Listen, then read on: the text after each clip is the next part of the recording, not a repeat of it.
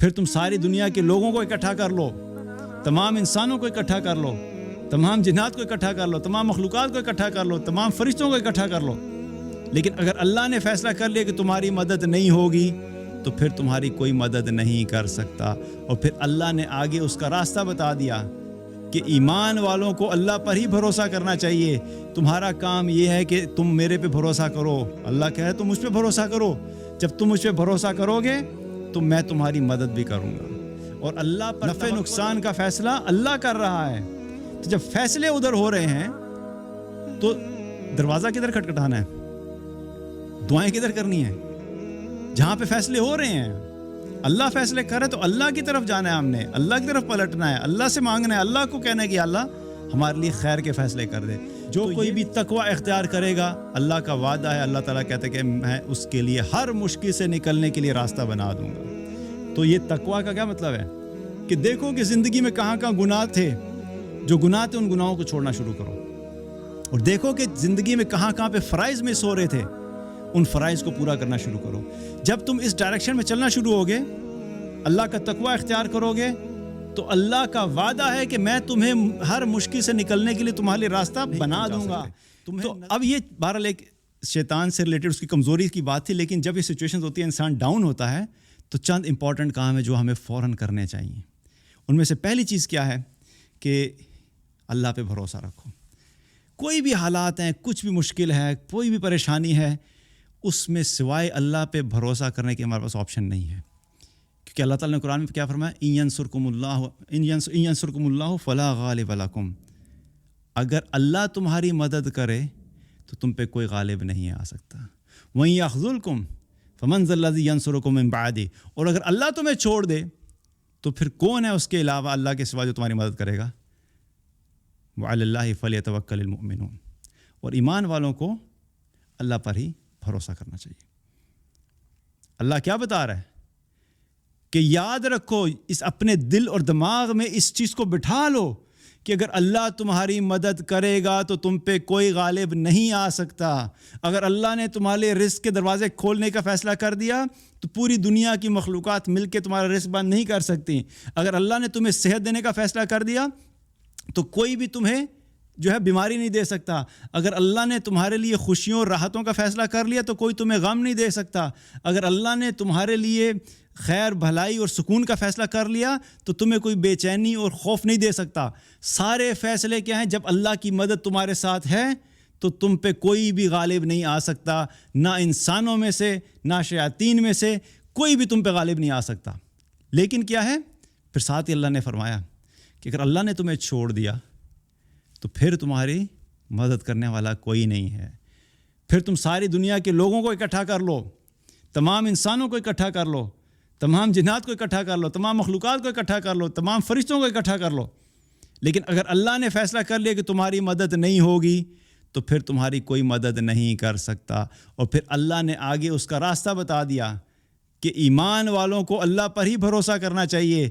تمہارا کام یہ ہے کہ تم میرے پہ بھروسہ کرو، اللہ کہے تم مجھ پہ بھروسہ کرو، جب تم مجھ پہ بھروسہ کرو گے تو میں تمہاری مدد بھی کروں گا۔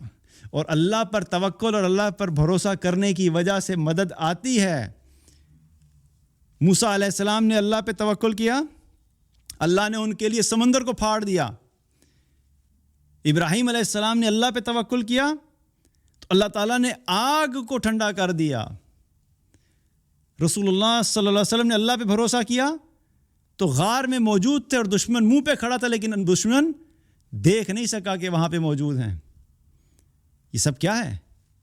اللہ پر بھروسہ کرنے کی وجہ سے اللہ کی مدد آتی ہے، لیکن وہ بھروسہ ویسا ہونا چاہیے جیسا اس کا حق ہے۔ جب کلی طور پہ انسان کا دل اور دماغ اور یقین اس پہ ہو جائے گا کہ میرے اللہ کے سوا نہ کوئی مجھے فائدہ دے سکتا ہے نہ کوئی نقصان دے سکتا ہے، تب اللہ کی مدد آتی ہے۔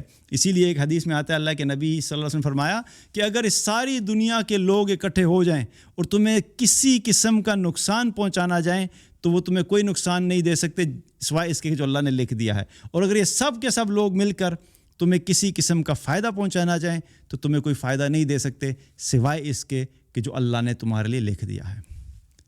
اس حدیث سے بھی کیا پتہ لگ رہا ہے؟ فیصلہ کدھر ہو رہا ہے؟ نفع نقصان کا فیصلہ اللہ کر رہا ہے۔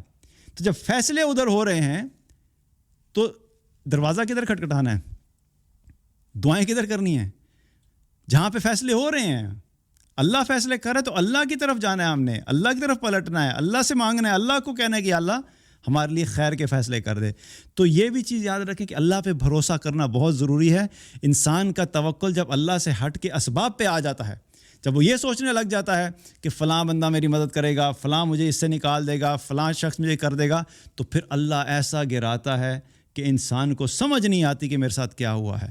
کبھی انسانوں پہ بھروسہ مت کرنا، کبھی اپنے وسائل پہ بھروسہ مت کرنا، کبھی اپنے حالات پہ بھروسہ مت کرنا، کبھی اپنی طاقت پہ بھروسہ مت کرنا، کبھی اپنے مال پہ بھروسہ مت کرنا، کبھی اپنے سکل پہ بھروسہ مت کرنا۔ بھروسہ صرف اللہ پہ رکھنا ہے۔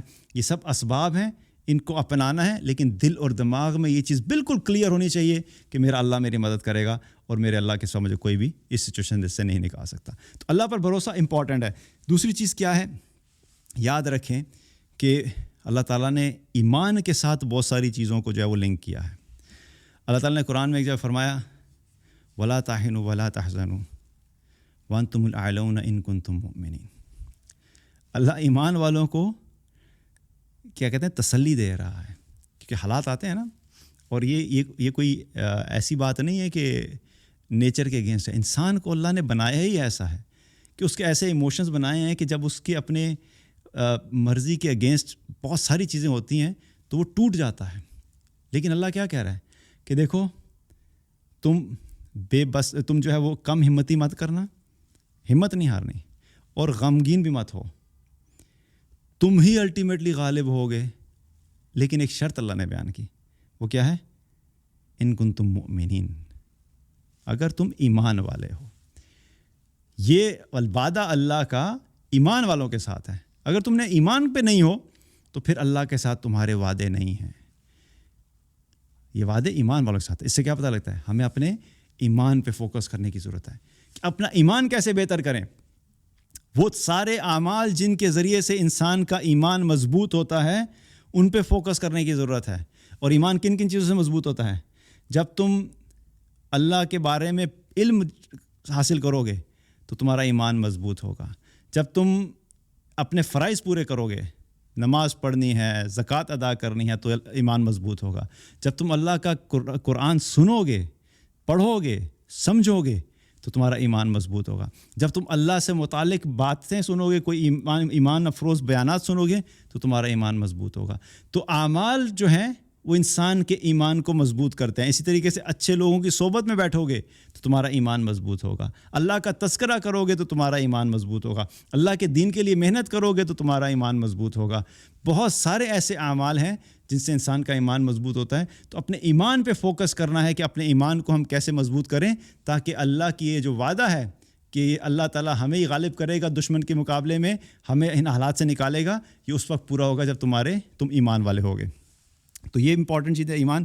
تیسری چیز پہ فوکس کرنے کی ہے کہ جب حالات خراب ہو جائیں تو اپنا ایک چیز تو کیا ہے کہ اپنے اندر ایک عادت پیدا کریں کہ ان حالات کی رسپانسبلٹی ایکسیپٹ کریں کہ میری اپنی غلطیوں کی وجہ سے آئے ہیں۔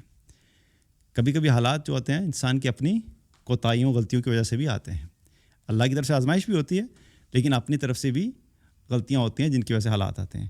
تو کیا کرنا ہے کہ فوراً اس چیز کی طرف دیکھو کہ میں نے کیا غلطی کیا، اس غلطیوں کو ان غلطیوں کی اصلاح کرنے کی کوشش کرو، کیونکہ اللہ تعالیٰ نے قرآن میں کیا فرمایا؟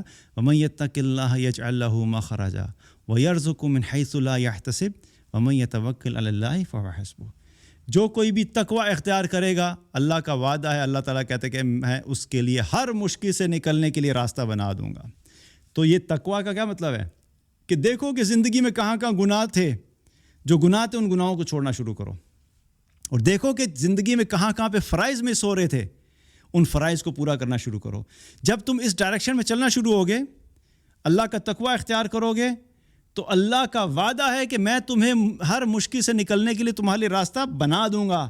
تمہیں نظر نہیں آ رہا تھا، اور میں واللہ ایسی لائف میں سچویشنز آتی ہیں کہ جب انسان کا دماغ بند ہو جاتا ہے، اس کو یوں لگتا ہے کہ نہیں، یہاں سے تو نکلنے کا کوئی راستہ ہے ہی نہیں، ہر طرف سے لگتا ہے کہ ساری چیزیں بند ہو گئی ہیں۔ لیکن اللہ کیا کہہ رہا ہے؟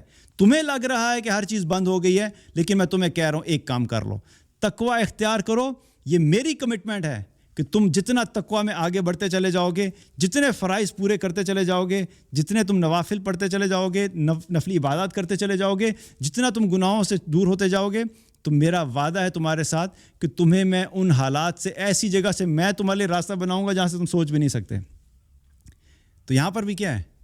اللہ کی طرف سے کمٹمنٹ ہے کہ تقویٰ اختیار کرو۔ جب تقویٰ اختیار کرو گے تو تمہارے لیے اللہ تعالیٰ ہر مشکل سے راستہ نکال دے گا۔